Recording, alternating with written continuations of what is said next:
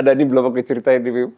Datang ke aku, digotong sama 2 orang, perempuan pakai baju putih, rambutnya panjang, menjular ke bawah, tapi digotongnya gini, Bib. Langsung kata perawat, "Dok, sadako, Dok." Bukan. Apa tipsnya? Aku akan kasih satu gerakan ke Habib yang tidak bergerak sama sekali, tapi bakar kalorinya luar biasa.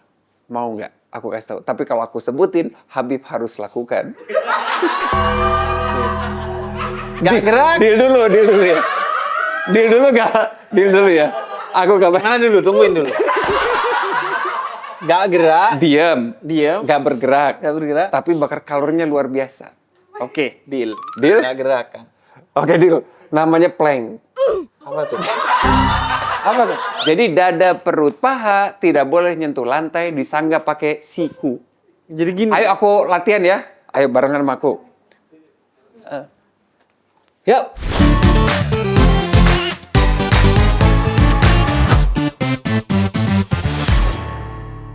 The real beda universe. Beda Iya dong. universe. Bener. Ini Habib, ini Tabib. Masya Allah, Habib dan Tabib. Tapi kan zaman dulu tuh di film-film khususnya Chinese, Yuk. dokter tuh kan dipanggilnya Tabib, ya. betul, Dan itu ya. dari bahasa Arab, Dok. Sebenarnya itu bahasa Arab ya, Tabib Iya, itu. Tobibun tuh artinya dokter. I see. Menurut aku sih lebih aman ya. Iya. Dipanggilnya bib-bib gitu. Berarti Bib. Iya. Tabib. Daripada dok-dok. Takutnya salah kan?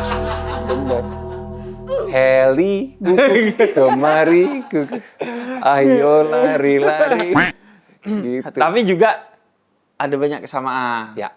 Harus punya dedikasi untuk menyembuhkan orang. Betul. Kalau ini fisik, ini hati Dan spiritual. dan spiritual. Oh. Pakaiannya juga sama ya, Dok? Putih. Iya kan dokter Bener, kan bener, gitu kan bener, pakaiannya ya.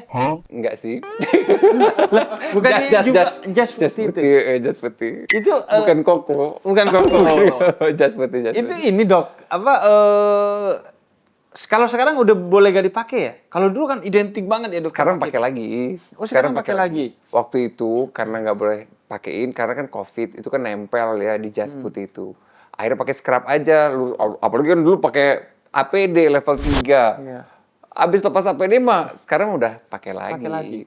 Iya, Identity. dokter walaupun gini tetap mau masuk ke Iya. ruang dokter atau ke ruang pasien pakai ya. pakai. Jas putih. Dan tahu nggak, Bib? Jas putih itu buat aku pribadi ya, itu aku sebut jas penetral, Bib. Jadi aku lagi sesedih apapun, aku pakai jas putih netral. Aku lagi sesenang apapun, pakai jas putih netral. Karena aku sedang menghadapi seorang pasien atau banyak pasien yang kondisi fisik dan spiritualnya mungkin ya lagi berantakan. Kita akhirnya bersyukur ya. Set langsung netral, aku harus nolongin kamu gitu. Masa aku sedih, dia harus lihat aku sedih enggak? Tapi pas pakai jas putih, sep netral gitu. Kalau aku ngelihatnya ya, Dok, ketika dokter pertama cerita tadi, aku sih pertama ya, mungkin akhirnya kita jadi bersyukur. Hidup yang menurut kita gini-gini aja, ternyata mungkin adalah hidup yang dirindukan oleh orang lain. Yes, betul. Walaupun cuman sehat aja menurut kita, Iya. tapi pasien yang kita Betul. hadapin tuh Betul. justru pengen seperti kita sehat. Betul. Walaupun keadaannya tidak Betul. baik-baik saja, misalnya secara ekonomi dan lain sebagainya. Betul. Terus, Dok, ya, ada cerita. Hah. Jadi anak-anak muda yang terjebak di satu gua. Kemudian dia tidak bisa keluar. Oke. Dan akhirnya dia berdoa kepada Allah agar bisa mendapatkan petunjuk sehingga keluar dengan bertawassul, artinya menggunakan perantara kebaikan yang dia pernah lakukan. Nah, kayaknya kalau dokter tuh nyaman dengan itu, artinya walaupun suasana hatinya berat, keadaannya sulit, tapi kalau pakai jas itu jadi wasilah, jadi tawassul, perantara untuk kemudian ya Allah tenangin dong. Selama ini kan, betul. karena kan janji Allah di Quran, intan surullah yang surukum. Siapa yang bantu Allah, dia Allah akan bantu dia. I see. Gitu ya, Bib. Iya. Dan benar tadi Abi bilang bahwa keinginan pasien tuh kita yang sehat, keinginannya ada ribuan. Keinginan pasien cuma satu, sembuh. Udah. Bahkan sembuhnya mungkin minor ya, Dok. Minor. Maksudnya kadang yang penting bisa jalan dulu deh. Iya, betul. Yang penting keluar dari rumah sakit dulu deh. Yang penting ya bebas dari rawat inap dulu aja gitu. Iya kan. Benar. Dan beda sekaligus sama kalau ini di rumah sakit. Kalau saya biasanya di rumah Allah kan, masjid biasanya di rumah Allah. Tapi rumah sakit itu gak kalah dari rumah Allah loh sebagai rumah Allah. Gimana Karena tuh? justru di hadis qudsi Allah katakan, aku sakit kenapa kamu tidak menjengukku? Artinya Allah bersama orang-orang yang sakit. Jadi rumah sakit itu betul-betul Iya, ya. Doa-doa yang tulus, yang diijabah kayaknya banyak tuh di dinding-dinding rumah sakit tuh. Bib. betul. Bahkan mungkin rumah sakit lebih banyak menghasilkan doa ketimbang rumah Allah sih, ketimbang rumah ibadah ya. Harapan, doa, istighfar pasti lebih banyak di rumah sakit tuh, istighfar dengan segala ketulusannya ya. Iya. Cuman lucu kalau papaku kan seorang pilot, Bib. Punya sahabat ustadz gitu. Itu papa tuh punya teman sohib banget sama ustadz. Dia suka bilang ke sahabat ini, kamu tau gak, doaku lebih dijabah daripada kamu. Kok bisa? Kamu siap mimpin Jumatan, banyak yang tidur. Aku di pesawat, jemaah aku doain aku semua. Iya. Selalu doa. Doanya lebih banyak. Lebih banyak didoain aku sama jemaah. Saking parahnya, aku pernah naik ATR bareng 3 teman aku. ATR. Dari Malang ke Jogja, baling-baling, kemudian turbulen kenceng. Temanku baca doa yang ada di pesawat, 6 agama dibaca semua. Aku tanya, kenapa? Doa bapak saya juga? Semua. Kenapa kataku? Lagi nggak mau spekulasi. Keadaannya kritis soalnya katanya. Jadi, Emang deket sama Gusti Allah tuh pas lagi gitu ya. Udah kondisi udah nggak ada hope gitu. betul. Itu ini nggak, dok? Sering terjadi nggak? Kan dokter di IGD kan? Iya. Papa juga sering cerita, itu sering terjadi. Pernah nggak, Bib, naik pesawat, ban depannya nggak mau keluar, ayo. Iya, serem banget. Kan- pesawat kan bisa kalau mendarat ban nih. depannya nggak keluar ya, Kan harusnya meledak dong. Nyungsur Bisa kan, gini, jos. iya dong. Wah, bisa api. Itu papa juga kena petir, gara-gara nyepetir. Itu 10 cm lagi tangki bensin, Bib. Buf, bisa meledak kan. Kalau nggak kena, cuma listriknya keganggu. Alhasil papa pencet-pencet tombol di kokpit untuk nurunin ban depan, nggak bisa, nyangkut. Ban depan tuh gini nih. Oh. Udah turun tapi nggak glek gitu loh. Oh iya. Berarti kalau dihantam bisa naik lagi tuh kan? Bahaya kan? Bahaya. Iya, bahaya. Terus si air traffic control bilang, "Cap, itu ada cap di sini," gitu. Yaudah papa muter di Soekarno-Hatta, muter. Bensin habis, Bib. Kan kudu tetap harus landing. Minta tolong untuk bandaranya pasang foam. Wah, itu kalau difilmin keren banget tuh, Bib. Blambir udah siap semuanya ya. Pas turun, papa doanya gini. Ya Allah ya Tuhanku, jangan tinggalkan saya sedetik pun. Gitu. Tiba-tiba terbersit ide. Loh, yang rusak kan tenaga listrik. Padahal ada satu tenaga lagi yang selalu ada. Yang penting kita bisa ambil. Karena bentuknya potensial, yaitu gravitasi. Oh, papa langsung kepikir tuh, hantem itu pesawat sekenceng-kencengnya, Bib. Digas pesawat. Jadi pas landing malah digas sekenceng-kencengnya. Bahkan 300. Nit bunyinya. 200. Nit. 100. Gas sama papa. Gas. Hajar roda belakang. Jebret. Keluar, Bib. Glek. Jos. Tapi untung-untungan tuh dok ya. Kalau nggak keluar kan berarti Gusti Allah. lebih bahaya. Iya, betul aja. Aku pernah Coba. ditanya kan. Waktu itu ngomong Sepersekian sama detik ya? pendeta Edward. Pendeta Edward ini Pendeta juga Edward. pilot. Lebih baik pilot yang ateis apa yang teis? Kataku yang teis. Soalnya kalau yang ateis begitu semua upaya dilakukan, Gagal. maka dia menyerah. Menyerah. Udah beres menurut dia, selesai. Tapi kalau yang teis gak ada kata menyerah. Hope. Adanya berserah Iya, kepada Tuhan. berserah. Hope. Yang itu jadi motivasi untuk Do ngelakuin something. apapun yang Iya. mungkin Nah, persis. sudah tidak mungkin sebelumnya Bener. terpikirkan. Nah, yang definisi tersirat, terbersitkan gitu, itu kan menurut aku ya seperti ilham kan. Betul. Set itu kan sepersekian detik, gas gitu kan, itu kan. Iya. Itu kalau nggak doa mungkin ya, aku nggak tahu sih, karena Betul. papaku bukan ateis ya, tapi nggak tahu yang ateis kan nggak ada ide buat Iya, doa untuk untuk itu. apalagi nih. Gak ada gitu. motivasi untuk bertahan terus kan ketika sudah secara sistem yang Hitungan dia buat, manusianya iya. itu udah nggak bisa, dia kayak udah gone, udah lepas tangan. Ya, Nah, untungnya gitu. karena bapaknya Dokter Gia itu pilot Garuda Indonesia. Makanya nama gue Gia. Makanya namanya Gia. Jadi Terlalu cinta Garuda kerjaan Indonesia banget ya. Airways, iya. Dan itu bukan jokes, Saya berarti bersyukur. jangan ketawa. Yo, saya bersyukur beliau tidak kerja di Lion Air. Mungkin nama saya Liono Pratomo. Saya nggak tahu. tapi kan, Jangan bayangkan Susi Air. tapi Tapi ini ya dok, namanya emang nama-nama klinik ya. Klinik kayak bagus tuh, Klinik Gia Pratama. Bisa Pratama Medika gitu. Iya kan? Enggak. Nah, Bib, tentang Gia lagi ya. Selain ini belum aku ceritain ke yang lain nih, Jo. Gia itu waktu aku belajar bahasa kedokteran, kan di kedokteran itu kudu wajib belajar bahasa Latin, Bib. Iya. Karena semua diagnosis itu pakainya bahasa Latin. Nama-nama anatomi juga semua Latin. Jari, semua tuh Latin lah. Aku baru sadar ternyata nama Gia itu ternyata bahasa Latinnya artinya nyeri, Bib. Jadi kalau ada orang sakit kepala, aku tulis diagnosis BPJS itu sefal kepala, Gia sakit kepala. Nyeri otot, nial itu otot, Gia nyeri otot.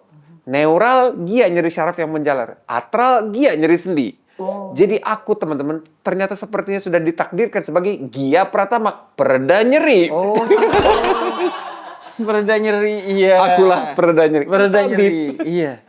Aku tuh pereda nyeri. Saya nyeri nih, bisa pijit nggak? Aku pereda Jadi nyeri. tukang Bener. pijit. Iya. Tapi kalau Gia Pratama. dokter di kampung aku harus bisa bahasa Latin dan bahasa Madura. Ajarin dia Dok, gimana, fun gimana. fact ya. Ada masanya aku ke rumah sakit di kampung aku. Tapi aku nggak mau nyebut rumah sakitnya karena mungkin nggak tahu ini. Jadi dok, itu ketika di sana itu kan orang kampung tuh kan nggak tahu karena pendidikan ya. Nggak tahu kalau sakit di dada itu mungkin jantung. Ya. Nggak tahu kalau sakit ini itu mungkin ini dan itu. Sehingga nama dokter itu biasanya dokter Gia misalnya spesialis jantung / masuk angin. Hanya untuk Gitu ya. Tahu orang kampung gejalanya yang, apa nih, Iya, kesana. masuk angin, masuk ke dokter ini. Jadi Paham. untuk mengedukasi secara bahasa daerah Paham. gitu. Karena orang banyak yang bilangnya, oh ini banyak tuh kan istilah-istilah di kampung aku pakai bahasa Madura. Ada masuk angin, ada ini itu pakai bahasa Madura. Jadi itu akhirnya disesuaikan. Walaupun tidak selalu jantung ya, tapi paling tidak ada penanganan dini akhirnya. Ya. Tapi kadang-kadang aku pikir-pikir pasien juga sama tuh, Bib. Kayaknya semuanya nyalahin angin. Dia sakit kepala, bilangnya masuk angin. Mual muntah, masuk angin. Pegel-pegel, masuk angin. Jadi aku tuh sebenarnya, Bib, pengacaranya angin. Ingin membuktikan bukan angin yang salah. Siapa tahu bakteri, virus, jamur, atau jangan-jangan serangan jantung. Gitu. Aku pengacaranya angin. Pengacaranya angin. Berarti aku panggilnya Bib deh. Bib. Bukan tabib, emang Habib. Wow. Karena kenapa dok? Kata Nabi Muhammad, salah satu dosa yang seharusnya tidak kita lakukan adalah mengutuk angin. Gitu ya. Jangan mengutuk angin, karena itu kan karunia Betul. dari Tuhan. Berarti aku pengacaranya Rahmat angin dari bener ya? Bener. Jangan bilang, oh karena cuaca ekstrim. Bukan cuacanya yang ekstrim, kelakuan kita yang ekstrim. Iya. Jadi bencana akhirnya. Betul. Nah, tentang bencana juga sama. Aku selalu pikir bahwa tidak pernah cuaca itu salah, yang salah adalah bajunya. Mau minus 50 derajat juga nggak apa-apa, dia nggak salah. Baju kita yang benar. Selama baju kita benar mah, 50 derajat aman. Betul. Begitu pula dengan waktu aku belajar anatomi di kedokteran itu, tentang organ-organ tubuh manusia itu, Bib. Pas aku periksa paru-paru, teman-teman. Pas diambil, zret paru-paru lepas dari badan. Pas aku lepasin sel-sel pinggir-pinggirnya, itu cabang-cabang udaranya plek sama persis sama cabang-cabang pohon. Cabang dua. Persis banget cabang pohon. Wow, aku pikir kalau pohon dirontokin daunnya, ini persis kayak gini. Bedanya kalau ujung-ujung paru-paru itu ada balon-balon kecil namanya alveolus, ada 2 juta sebelah kanan, 2 juta sebelah kiri, itu tempat pertukaran oksigen sama karbon dioksida ya. Kalau di pohon itu daun. Sama kan dok ya? Sama, Akhirnya ujungnya kan, sama. Nah, kerennya ternyata paru-paru ngeluarin karbon dioksida, hirupnya oksigen. Pohon ambil karbon dioksida, keluarinnya oksigen. Jadi sebenarnya pohon dan paru-paru adalah pasangan sempurna alam semesta sesungguhnya. Betul. Jadi kalau kita mencoba memisahkan kedua pasangan sempurna ini, bencana yang kita harapkan. Betul. Pohon dibantai, paru-paru diisi yang bukan harusnya dari oksigen dari paru-paru, kita rusak, dia rusak gitu loh.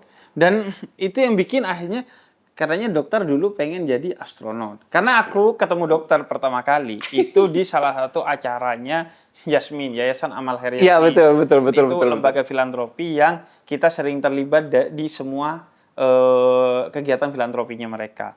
Nah, dokter cerita dulu pengen jadi astronot. Obsesi, bukan cuma pengen, obsesi. Sangat tuh, sampai juara fisika untuk gravitasi, kecepatan putar bumi ya, matahari, Mars, jarak ke Jupiter, Iya. obsesi.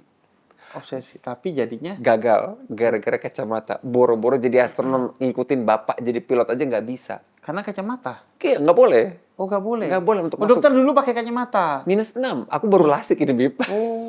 Tadinya -6 aku. Oh. Lepas kacamata muka Habib rata. Oh, begitu. Oh, Gitu. akhirnya lasik. Lasik. Akhirnya kan gagal. Jadi astronot gagal, jadi pilot gagal. Mama bilang, nah kamu kan jadi astronot hanya untuk mengagumi ciptaan yang maha kuasa. Ada lagi ciptaan yang maha kuasa yang bisa kamu kagumi, yaitu tubuh manusia. Kenapa kamu nggak masuk kedokteran aja?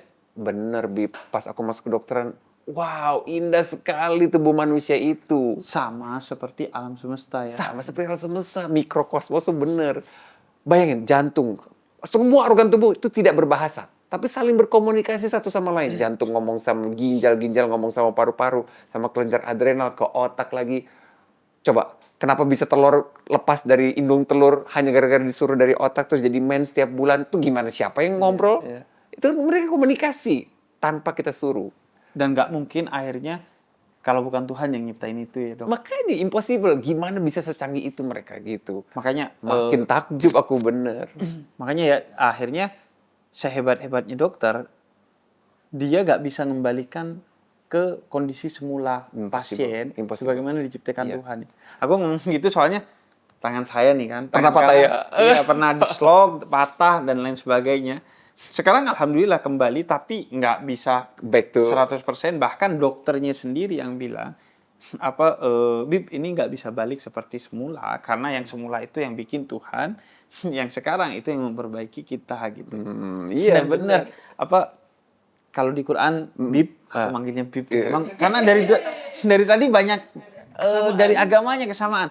Sanurihim ayatina fil afaq wa fi anfusihim. Tanda-tandaku, ayat-ayatku kata Tuhan itu aku sebar di luar angkasa dan di dalam diri kamu. Jadi mikrokosmos, alam semesta, makrokosmos. Wah, iya benar. Sama ketemu ya, Dok. Sama. Dan yang keren lagi, contoh sel darah merah deh. Coba teman-teman bareng-bareng ya tarik nafas bareng. 1, 2, 3, hap. Nah, itu kan masukin oksigen dari udara ke paru-paru. Tapi kalau udah sampai paru-paru, bukan tugas kita lagi. Itu tugasnya sel darah merah. Ambilin oksigen di paru-paru, bagiin ke seluruh tubuh. Nah, si sel darah merah itu umurnya cuma 120 hari. Habis itu dia mati, harus regenerasi sel baru. Dapat dari mana? Bahan bakunya dari apapun yang kita masukkan ke dalam mulut. Zat Lepas ya, besi. Dok. Udah, oh ya lupa. Kayaknya cuma narik loh dari tadi instruksinya. Saya percaya dokter loh. Jadi biar aku cerita, biarin aja tahan napas. Kita tes deh. Saya percaya dokter loh. Kan pas ngaji napasnya panjang kan? saya soalnya disuruh gitu kata Quran, fas'alu ahla dzikir in kuntum la ta'lamun. Apapun urusannya kasih ke ahlinya. Jadi gitu deh. Lepas. Jadi gitu, Dok ya. Iya, gitu. Jadi si sel darah merah itu mati terus-menerus dan regenerasi terus-menerus. Dan luar biasanya, secanggih-canggihnya ilmu manusia, secanggih-canggih dokter, belum bisa bikin darah sintetis. Tidak ada. Itu tulang ada tuh platnya, tapi kan harus dilepas lagi karena tulang itu kan dia nyambung sendiri ya. Iya. Plat akhirnya Saya suruh diambil operasi lagi nih buat ngelepas. Iya. Nah, si darah merah nggak ada sintetisnya. Jadi kita harus donor darah. Nggak ada opsi lain. Iya. Makanya aku juga mau ngajak teman-teman di bulan Ramadan ini PMI biasanya jumlah bank darahnya turun karena jarang yang mau donor. Padahal tidak apa-apa donor saat puasa. Nggak apa-apa Itu banget. dia. Yang penting HP-nya cukup, tensinya aman. Donor aja. Karena kalau teman-teman donor itu benar-benar nyelamatin nyawa. Karena nggak ada opsi lain selain darah manusia lain. Betul. Belum bisa bikin darah sintetis. Iya. Gitu. Dan ini juga, Dok. Kalau Ramadan katanya bukan cuman donor yang turun. Kata dokter, Jumlah IGD juga pasien, turun bener. jumlah pasiennya. Itu ajaib banget ya. Jadi aku kadang-kadang mikir, apa semua sumber masalah atau penyakit itu berawal dari makanan atau gimana gitu. Di saat kita mencoba menahan diri, tidak memenuhi lambung kita sampai penuh tiap hari, loh kok jumlah penyakit turun gitu. Betapa pengaruhnya apapun yang kita masukkan ke dalam mulut ini gitu. Pas lebaran, naik lagi jumlah pasiennya. Pada lupa nahan diri lagi, bablas semuanya. Dari mulai pagi sampai malam terus aja yang ada di rumah. Rame IGD. Semua jenis kue. Tim apa? Tim nastar apa tim kastanye? Iya. Kata oh. Saya tim Castello sih. Iya. Bopak dong. Makanya. Oh, Gitu. jadi kalau IGD lebaran naik lagi. Lebaran naik lagi. Serangan jantung, stroke tuh terjadinya after lebaran, Bib. Sebenarnya sih itu nggak perlu nanya ke dokter sih. Di kampung emang kerasa sekali. Kalau udah Gitu. lebaran musim sakit dan musim meninggal. Tuh kan. Berarti dok, senengnya dokter Gia pas Ramadan atau pas lebaran? Banyak yang nanya katanya. Berarti dokter kalau berdoa dapat rezeki, berarti dia berdoa banyak orang sakit. Iya, bener ya. Untungnya nih, untungnya. Tapi kan doanya Oh, itu banyak ya. orang yang butuh untuk disembuhkan, bukan Iya. sakitnya justru menyembuhkannya, dok. Enggak, kalau aku udah jujur, aku tidak mau ketemu pasien dengan banyak jumlahnya ke rumah sakit. Karena pun banyak, dari BPJS segitu-gitu aja. Curhat dokter. Curhat colongan. Menurut Habib, aku tuh dikasih berapa per pasien dari BPJS itu? Tebak aja. Kalau menurut aku ya, Per pasien. mini-mini. Nih, pasien datang kecelakaan, wah aku harus infus, aku harus jahit, aku harus, wah bikin dia sadar lagi, sampai dirawat terus sembuh. Ya, aku dapat berapa? Dari BPJS. Mungkin 500. 30.000 rupiah.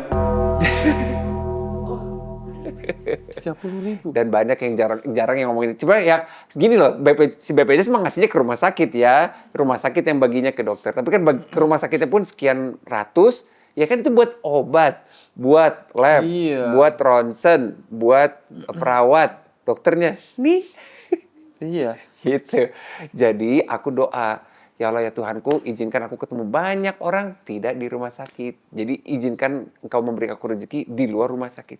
Ya Jadilah alhamdulillah. influencer. Tiba-tiba bukunya laku. Buku laku, nulis buku, difilmin. Buku terakhir aja, Bib. Alhamdulillah ini aku harus bersyukur banget. Buku terakhir aja yang Garda Detak itu, royaltinya doang, bukan dari keuntungan yang aku jual langsung ya. Dari royaltinya doang udah ngalahin gaji aku setahun di rumah sakit. Dari satu buku. Gitu. Kan ngaruh banget kan?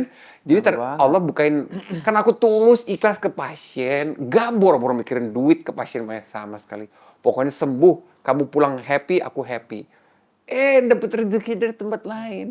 Bahkan ada pasiennya ketemu di ini Pondok Indah Mall gitu. Dok, masih ingat aku nggak dok? Aduh, aku lupa banget. Aku dok. Pas dia sebut nama, baru aku kebayang muka dia yang penuh darah waktu itu kan. Oh. Loh, kamu udah seger. Udah ganteng banget, Bi. Udah pakai jas. Lu Wah, ketemunya versi berantakan ya. terburuknya. Waktu lagi kecelakaan. Aku ketemu kamu versi terburuk. Ketemu dia ganteng banget, rapi. Kan bangga ya, Bib. Kayak, wah gila aku berhasil. Wah, selamat ya. Itu kan rasanya nggak usah dibayar juga nggak apa-apa, Bib. Berarti kan Serius? apa yang aku pelajari. Iya, apa yang aku pelajari itu. Dibayar ya. Bener. Dibayar juga cuma 30.000. tapi iya dok, aku tuh paling seneng kalau ada orang yang tiba-tiba DM, bahkan sering aku capture dan aku naikin ke story. Itu disebutnya kalau di Quran tahaddus bin nikmah. Sebagai wujud syukur atas nikmat yang Tuhan berikan kepada kita. Habib, alhamdulillah setelah dengar ceramah-ceramah Habib selama ini, saya sholat lagi. Itu hadiah terbesar sih menurut aku. Bener kan? Jadi apapun yang kita baca, pelajari, bermakna kan? Itu kan ada nilai tersendiri. Dan lebih besar nilainya daripada 30.000. Betul. Tapi izin, ini kan tayangnya di jeda nulis. Tahu kenapa saya jeda nulis? Kenapa? Karena jeda dari kemiskinan. Jadi ini juga harus jadi concern. Soalnya dokter Gia menulis saat sudah populer dan bukunya berkualitas sehingga kemudian laku. Tapi kalau seberkualitas apapun bukunya tidak populer, susah seringkali lakunya. Gitu. Sehingga kadang dunia menulis itu tidak menjanjikan secara ekonomi. Tapi utamanya benar kata dokter. Karena secara administrasi penuh dengan masalah. Pembajakan buku, Pajak. tidak diseriusi oleh pemerintah, perkara pajak. kemudian perkara pajak yang layar-layarnya banyak kepada Layarnya penulis, sangat banyak. dan lain sebagainya lah. Ya, Jadi ya. ya itu harus jadi concern juga lah. Ya, betul, betul. Karena kan kita ingin meningkatkan literasi bangsa. Betul. Gimana caranya kita meningkatkan literasi bangsa kalau penulis-penulisnya dihinakan gitu. Betul. Nah, dokter berarti nulis berapa buku udah? 5 total. Apa aja tuh, 4 Dok? yang bestseller. Yang pertama Berhenti di Kamu itu juga Film. jadi film, itu juga rezeki juga tuh dapat jadi film. Yang kedua mau jadi film cuma aku belum ACC karena itu kan susah ya di rumah sakit apa backgroundnya itu agak gimana sanggup nggak PH-nya aku sedikit ragu. Terus yang ketiga ini Yang kedua apa judulnya? perikardia. Perikardia itu singkatan sebenarnya. Perikardia itu sebenarnya bajunya jantung manusia itu namanya perikardia. Jadi jantung kita tuh punya baju, Habib nggak tahu ya? Jantung kita itu punya baju teman-teman, namanya perikardia. Jadi jantung itu pompa di dalam baju. Oh, baju itu fungsinya untuk apa? Melindungi si jantung. Jadi gesekannya tuh nggak ngaruh ke paru-paru, nggak ngaruh. Jadi biarin aja dia happy mompa. Jadi aman gitu. Jadi buku itu seperti baju jantungnya aku gitu. Tapi itu sebenarnya singkatan perikardia. Perjalanan indah untuk dikenang, ribet untuk diulang. Jadi aku nggak mau ngulang lagi itu. Perjalanan aku waktu koas di Garut. Nah kisah rahim copot itu adanya di perikardia. Gitu. Kalau yang pertama Berhenti Di Kamu. Di Kamu itu cerita apa? Aku ketemu istri. Oh, cerita kisah cinta. Iya. Oh, justru bukan kedokteran ya. Bukan, ini kan novel-novel. Tulisannya novel-novel.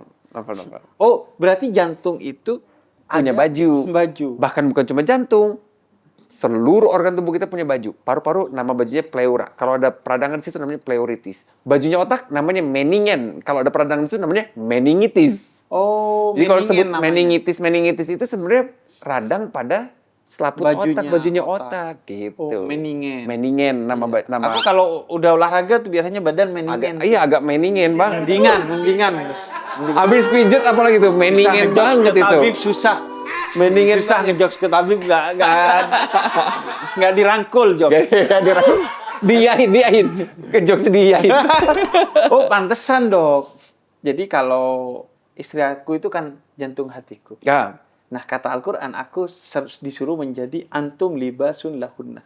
Kamu adalah pakaian bagi dia, baju bagi dia. Benar. Begitu juga sebaliknya. Suami yang merupakan Bajunya jantung hati iya. bagi istri, maka hai istri harus menjadi baju bagi suami. Iya betul. Namanya perikardia tadi bajunya jantung Nutup hati. aibnya, Semuanya. kemudian jaga kehormatannya.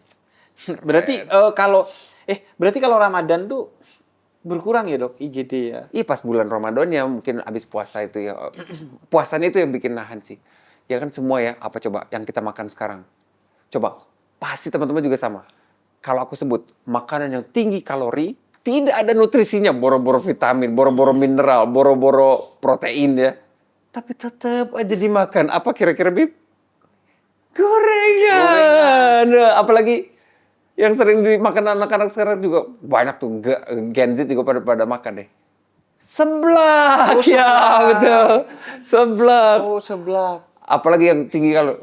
Kerupuk juga sama. Oh, kerupuk ya? Kerupuk itu kan tinggi sekali kalorinya. Ada nggak nutrisinya, Bib? Ada nggak vitaminnya, mineralnya? Itu kayak angin aja ya. Tapi kalorinya gede kan? Kalorinya gede. Gede banget, Bib.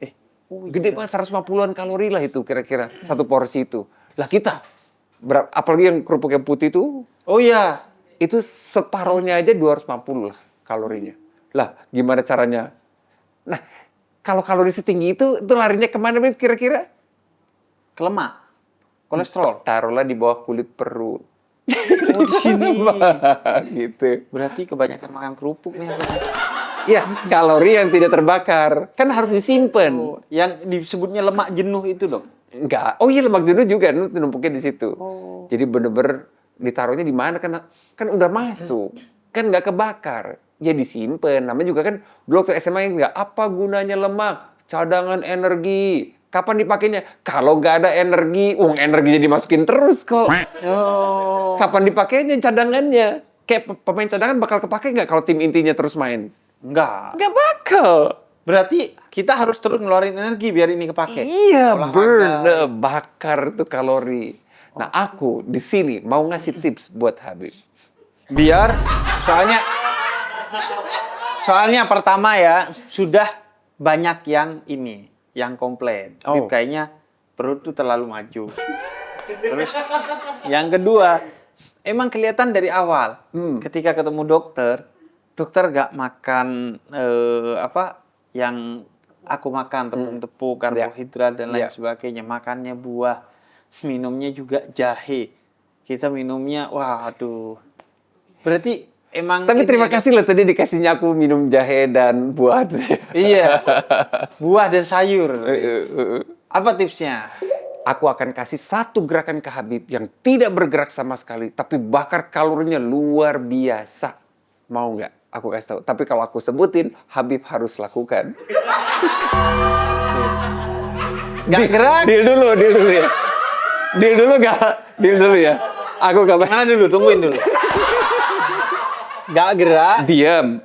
Gak bergerak. Tapi bakar kalorinya luar biasa. Oke, deal. Deal? Gak gerak kan? Oke, deal. Namanya plank. Apa tuh? Jadi dada, perut, paha tidak boleh nyentuh lantai, disangga pakai siku. Jadi gini. Ayo aku latihan ya. Ayo barengan sama aku.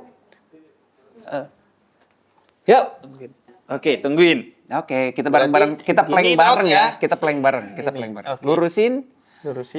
Aku bilang 3, 2, 1. Nanti Habib angkat dada, perut, paha. Tidak boleh nyentuh lantai. Hanya disangka oleh siku dan paha. Ujung kaki ini nih. Jari-jari. Oke. 3, 2, 1. Hap. 10, 9, 8, 7, 6, 5, 4, 3, 2, 1. Dah, Habib. Dah. Udah gemeter. Tangannya udah gemeter.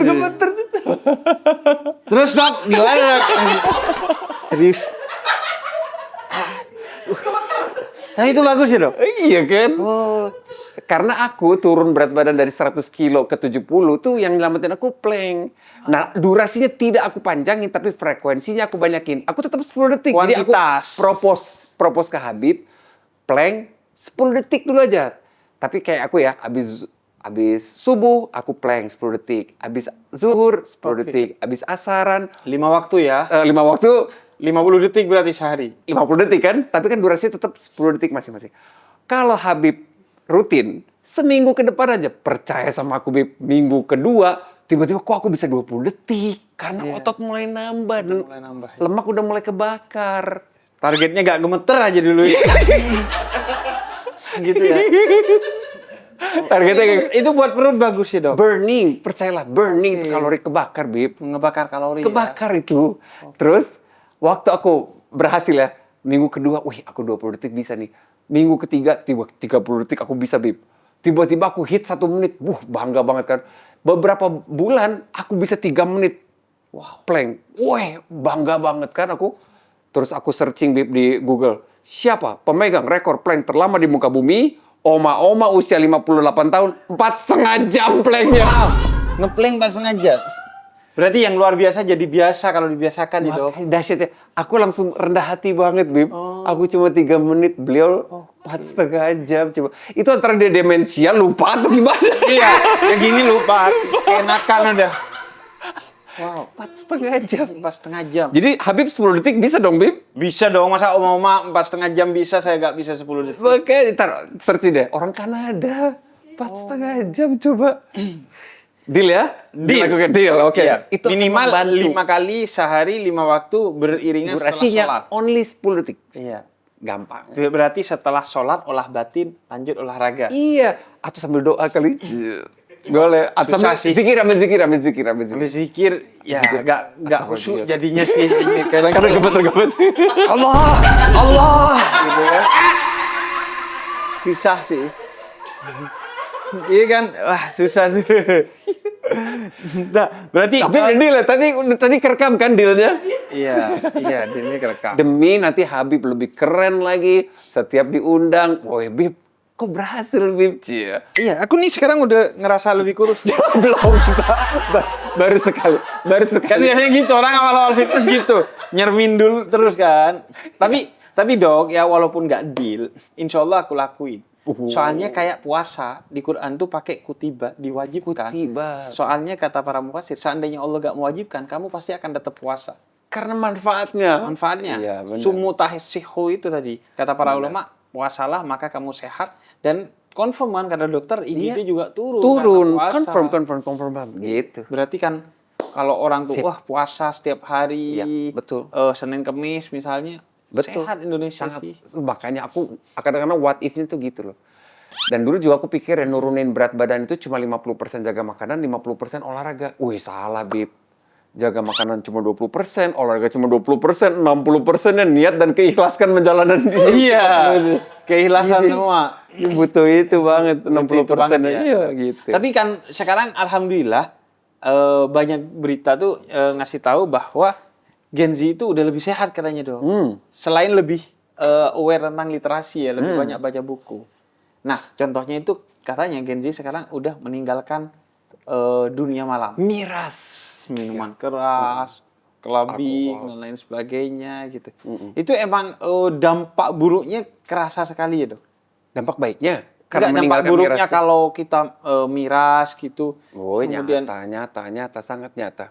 nyata ya? So, nyata sekali. Kerusakan hati, kerusakan ginjal, kerusakan otak tuh banyak gara-gara minuman keras itu. Oke. Happy sesaat, tapi kerusakannya kan permanen kan. Iya. Susah banget deh. Walaupun misalnya ada yang bilang, ya kalau nggak sampai mabok dan rusuh mah oke gitu. Tetap aja secara kesehatan gitu. Untungnya di Gen Z gak ada kepercayaan itu lagi tuh. Jadi makanya aku lihat penjualan minuman keras di Indonesia, amblesnya, Bib. Iya. Bagus itu. Iya, bagus Tapi ya. larinya kemana ya? Dia belinya Iya. seblak apa gimana? Seblak sama aja ya, dok. Kalau larinya ke seblak secara kesehatan ya. Makanya. Dan Terus lari juga secara, kan, iya. jadi udah kepada ini kan culture. Iya, culture. Lari culture.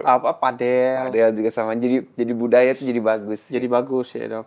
Iya, jadi akhirnya Gen Z-nya lebih sehat karena pendekatannya yang gitu-gitu ya. Iya, dan harapannya dengan Gen Z lebih sehat, dia juga ngajarin anak-anaknya nanti Gen Beta ya, Gen Sigma sana itu akan Alpha, jadi jauh iya. lebih bagus. Alpha, Sigma semuanya akan jadi lebih bagus.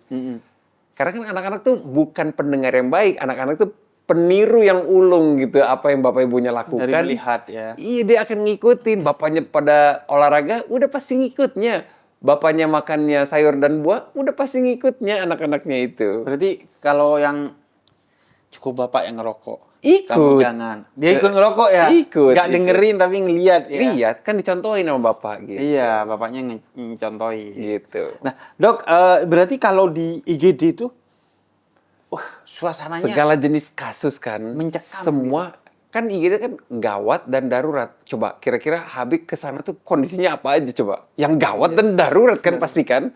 Ya udah pasti yang ke aku yang gawat dan darurat. Yang nggak bisa napas, sesek, yang perdarahan dahsyat, patah, apalagi yang kondisi gawat tuh nggak sadar datang ke aku.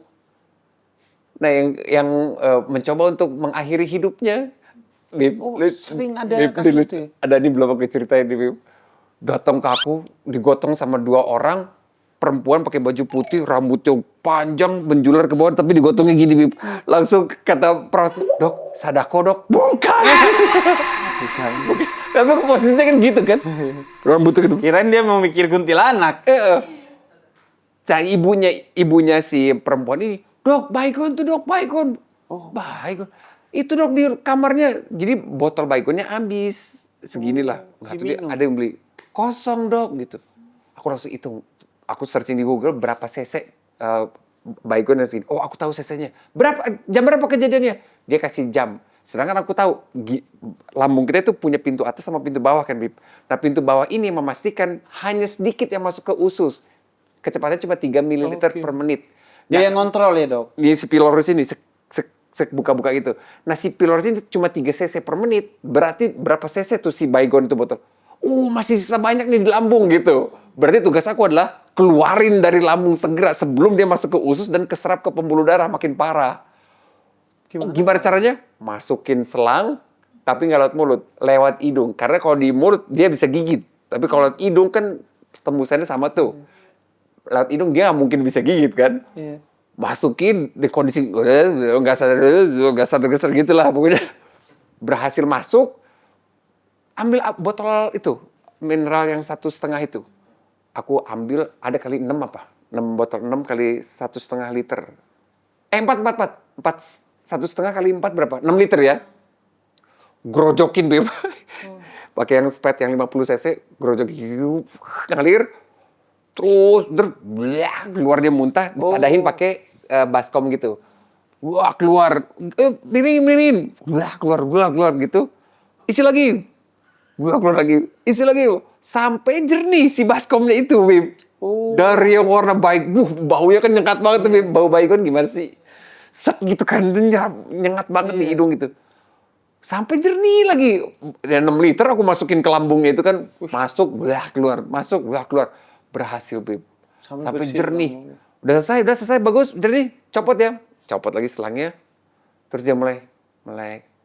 Kita bertiga lihat. Cowok. 2 perawatku cowok. Nih aku cowok. Terus dia ngeliat aku. Ridwan. Waduh. Rokib. Atid. Aduh. Jadi ngerasa malaikat udah.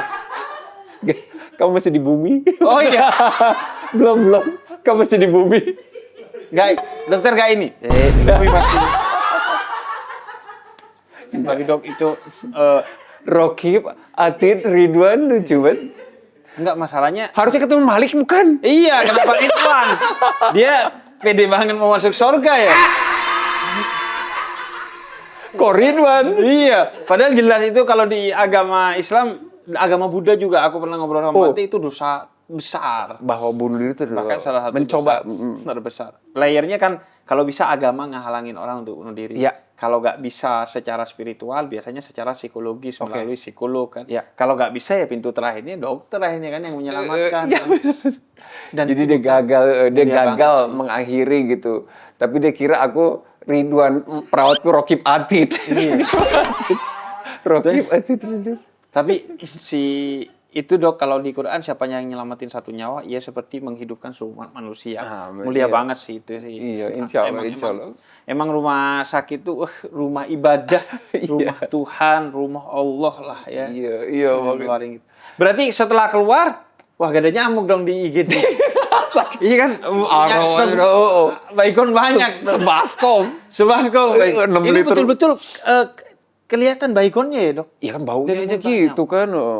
Berasa. Tapi berhasil dikeluarin dari badannya sebelum masuk ke pembuluh darah. Kalau masuk ke pembuluh darah beda cerita kan. Oh beda cerita lagi dok? Iya, wah lebih susah lagi itu Pak. Dan mumpung masih di lambung, ayo segera keluar, bilas lambung aku sebutnya. Tapi kasus orang mau mengakhiri hidup tuh banyak sekarang di IGD. Masih ingat nggak cerita kemarin di Bang Radit yang lehernya kebuka itu? Nah itu kan juga mau mengakhiri hidup ya lehernya sampai kebuka tapi gagal gitu, aku gagalin. Waktu dikit lagi ke pembuluh darah tuh kalau kecolek gitu perdarahannya akan dahsyat. Cuma tuh nggak nyampe. Dan itu harus jadi concern kita ya. Iya, jadi kan kondisi-kondisi itu kan gini. Menurut aku ya, manusia bisa hidup beberapa minggu tanpa makanan, bisa hidup beberapa hari tanpa minuman, bisa hidup beberapa menit tanpa udara, tapi tanpa harapan sedetik pun tidak akan mampu.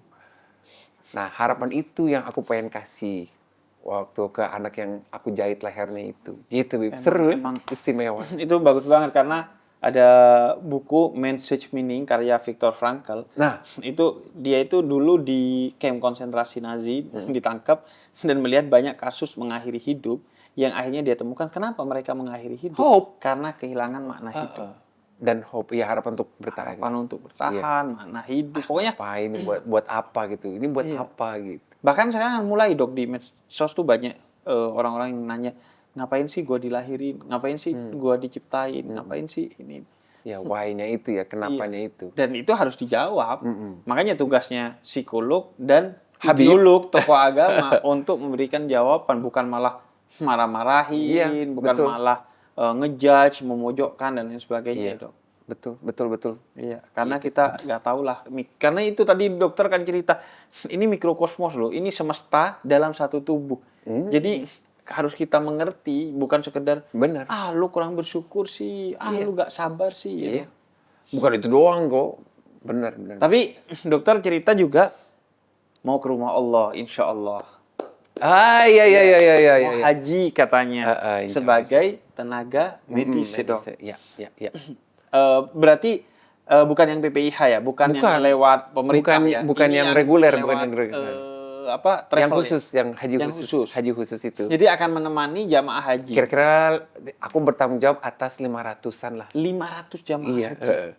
kesehatan mereka gitu. Wow, selama Makanya aku udah dapetin tuh medical check up-nya 500 jemaah ini gitu. Apa aja siapa kondisi kan ada yang diabetes, ada yang hipertensi. itu harus dimiliki dulu ya. Dan aku analisa dulu dari 500 ini mana yang resiko tinggi, mana yang perlu pendampingan itu aku runut banget. Iya. Dan aku siapin obat apa yang diperlukan oleh mereka kira-kira gitu. Harus dibawa dari Indonesia ya. Karena dia benar-benar Kemenhaj kan melepaskan itu. Jadi kan tuh Kemenhaj Itu khusus, itu kalau sendiri yang- untuk reguler aja udah setengah mati kan, Iya. Bib. Nah, ini aku dipercayakan ke aku untuk aku jagain gitu. Oke. Nah, aku sendiri beberapa kali umroh, tapi untuk haji sendiri aku justru mau nanya ke Habib, kira-kira gimana suasana di sana saat haji? Beda banget pasti sama umroh Iya, kan? aku beberapa tahun yang lalu kan juga jadi petugas haji Ah. di MCH, Media Center Haji. Oke. Karena background aku kan memang di media Oke. udah lama, kemudian aku di kontrol dan pengawasan. Oke. Itu dipilih langsung oleh Kementerian Agama Waktu waktu itu. Iya, dengan pengalaman aku. Tapi Dok, pada akhirnya semua petugas haji itu harus mendapatkan pembekalan untuk penanganan kesehatan dasar dan pertama. Oke, bantuan Karena hidup dasar, bantuan hidup dasar. Pasti bantuin orang, Dok. Entah bantuin orang jalan, entah bantuin orang bangun dari pingsannya, bantuin orang yang pusing, keliengan, dan lain sebagainya. Heat stroke panas. Betul. Bahkan Dok, beberapa yang aku hadapi akhirnya Meninggal. meninggal. Oh. Karena kan khususnya di Arafah? Enggak, di Lempar jumroh. Lempar jumroh biasanya. Itu dahsyat ya. Dahsyat. Kalau di Arafah kan makanan, minuman, tenda tersedia bahkan ber-AC. Mina Apalagi itu ya? kalau Yang khusus. yang khusus haji khusus. Tapi kalau di Mina itu karena yang zaman aku ya, minuman dan makanan itu harus dibawa sendiri. Sepanjang Mina berkilo-kilometer itu tidak ada makanan, tidak ada minuman.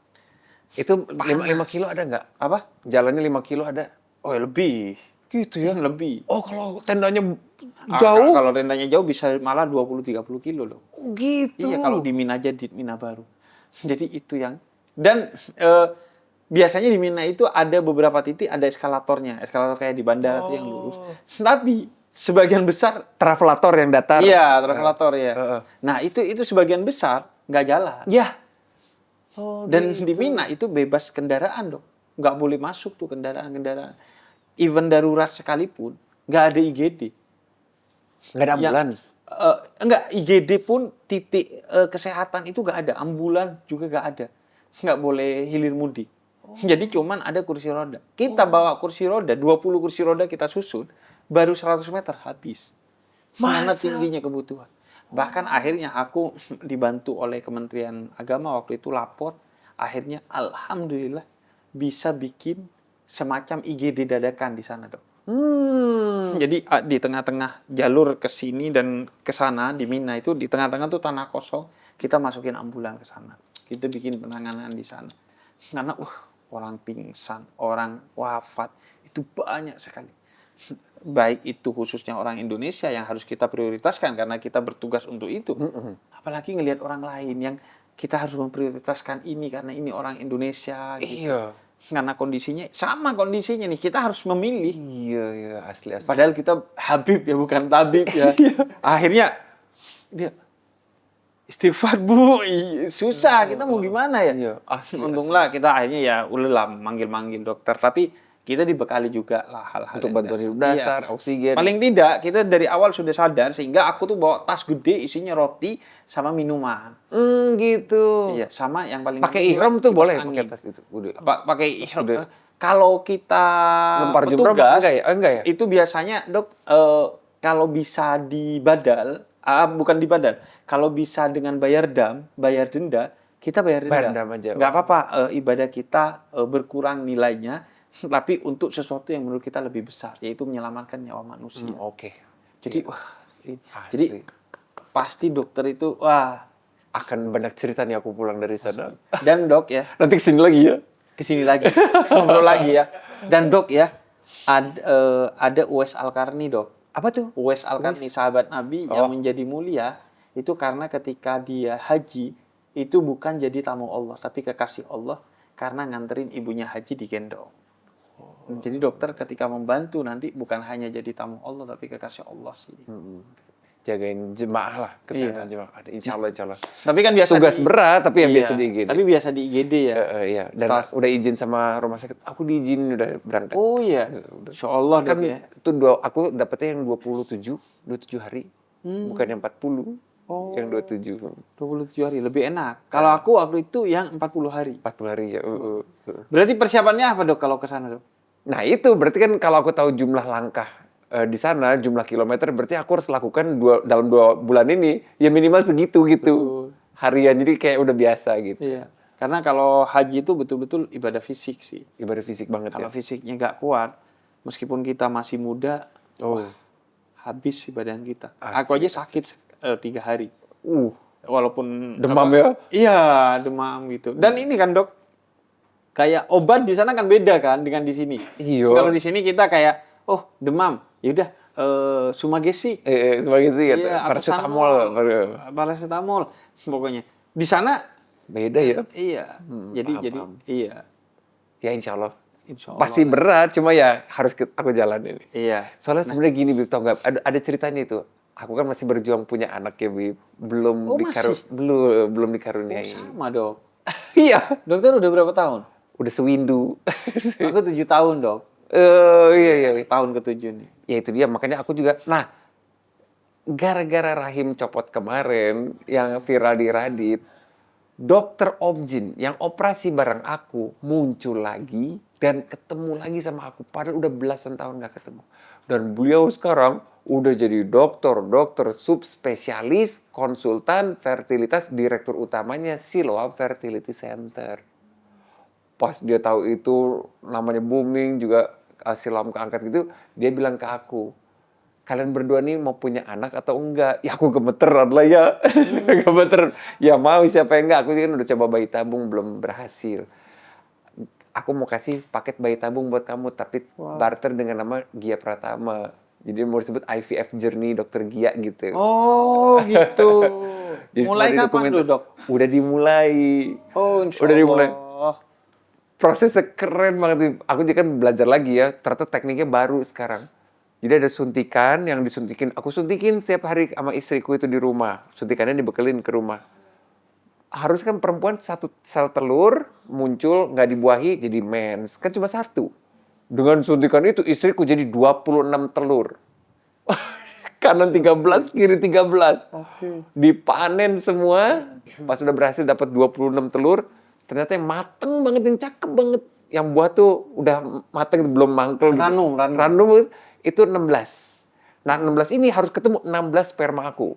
Oke.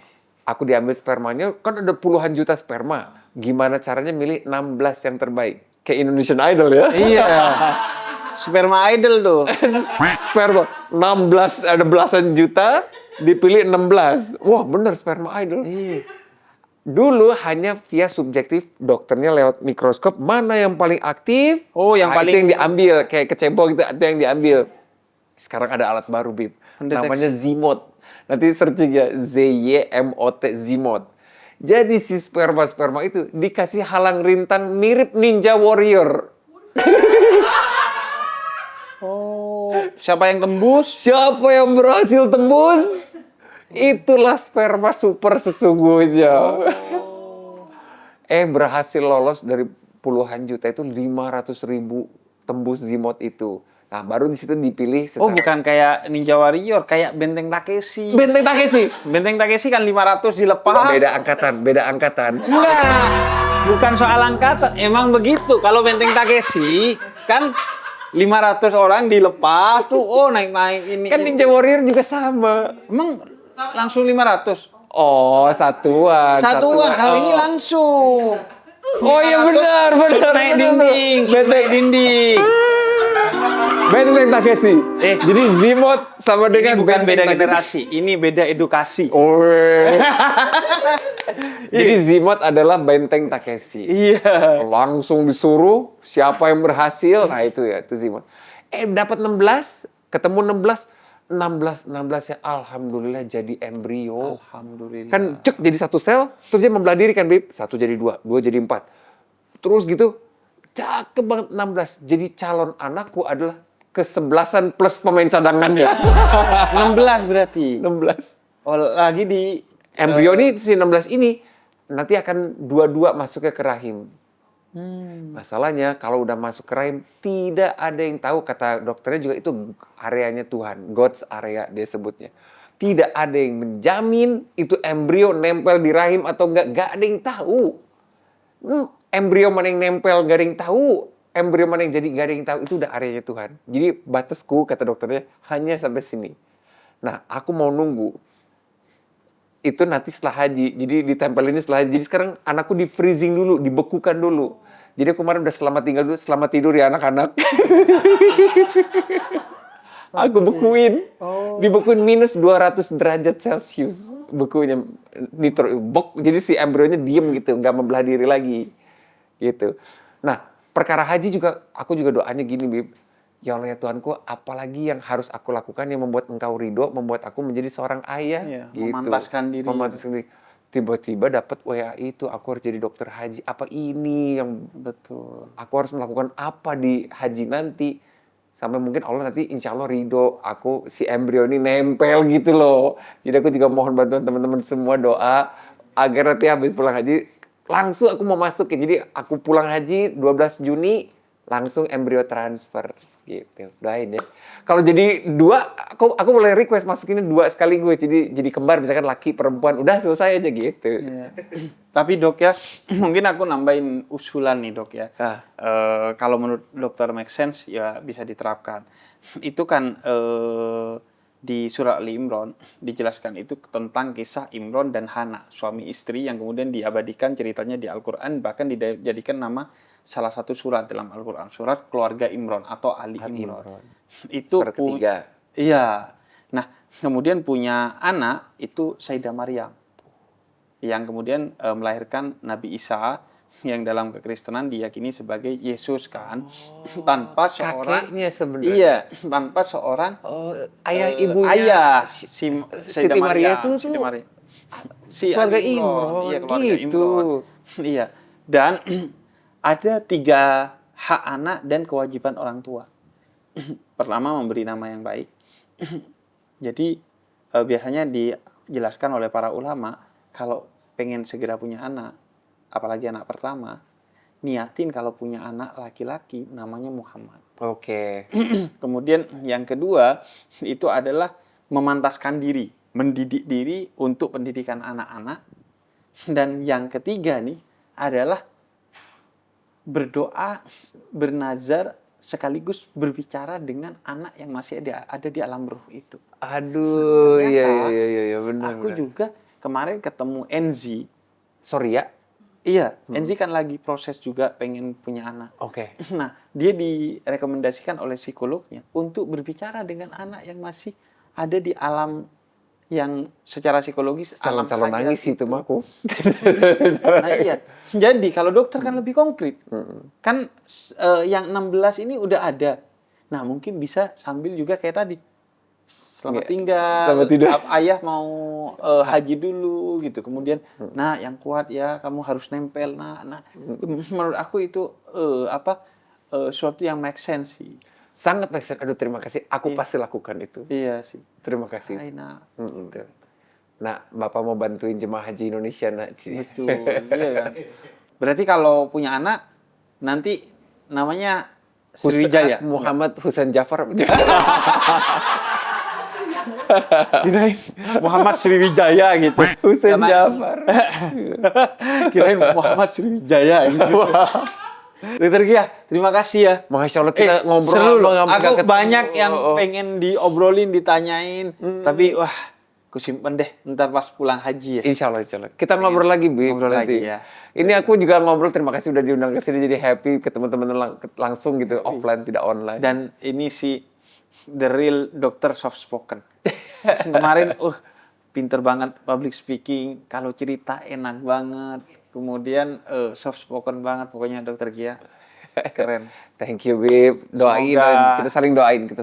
Semoga kita semakin sehat, bahagia, sejahtera. Kita ketemunya nggak di rumah sakit. Betul. Iya, semoga ketemu Dokter Gia di studio acara aja.